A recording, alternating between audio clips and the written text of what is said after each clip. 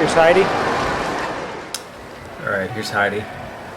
So this is pre, any real comments at the clinic. Good extension, pretty good body position. Extension could be a little better. So looking at the space between your shoulder and your head, when you see space there, that means there's room to really, stretch that lat out a little more and get that reach a little longer. Hips and legs slightly low, not bad, but a little low, and that may be caused by your head being slightly high.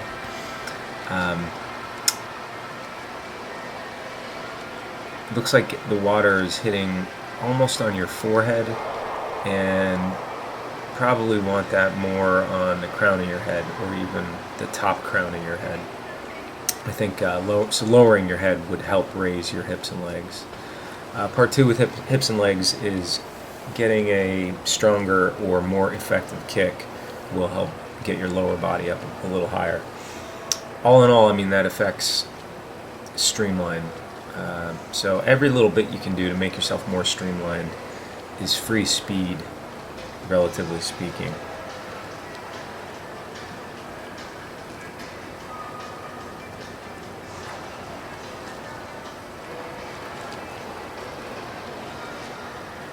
Some of the strokes finishing a bit early.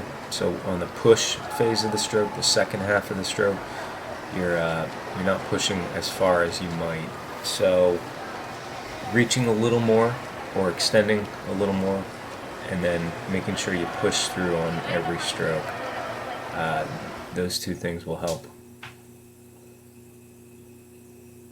Okay, so here you can see, legs a bit low. You are kicking.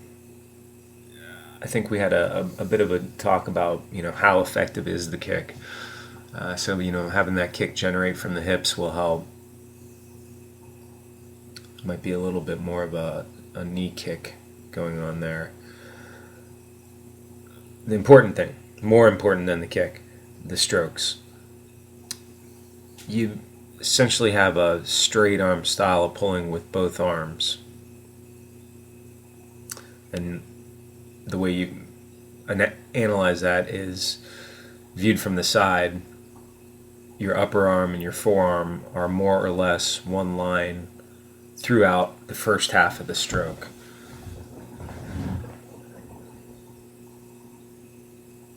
Maybe even through the second half of the stroke. So there's not a differentiation in the angle from your elbow or forearm and hand. So to fix that, you really got to do a lot of one arm drill.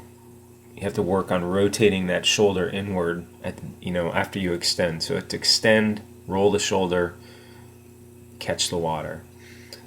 So looking at your right arm here, pretty good extension. Could be a little better, like I mentioned. Some of that may be flexibility, so work on your upper body flexibility. And then getting this any closer to a high elbow catch. So what's going on here is this first part of the stroke, hand and forearm pushing water down. It's not until you get later in the stroke, here, where you're getting more water being pulled back or pushed back.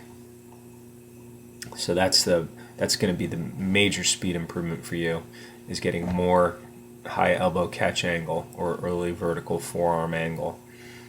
And then push through pretty good on this particular series of frames there. So that push through was pretty good, but I think generally the push through might be a little short, or you might be stopping the push a little early. So left arm extending a bit low. That's not the worst thing in the world. As general advice, I'd say you want that arm extended straight ahead as opposed to a little lower. And then the pull here is almost the same as the right arm. So straight arm, angle of your forearm and upper arm the same through most of the stroke. So lots of one arm drill, doggy paddle drill. The tech paddle might be something that you would want to consider getting and working with. Congrats on Raleigh. I know that went well.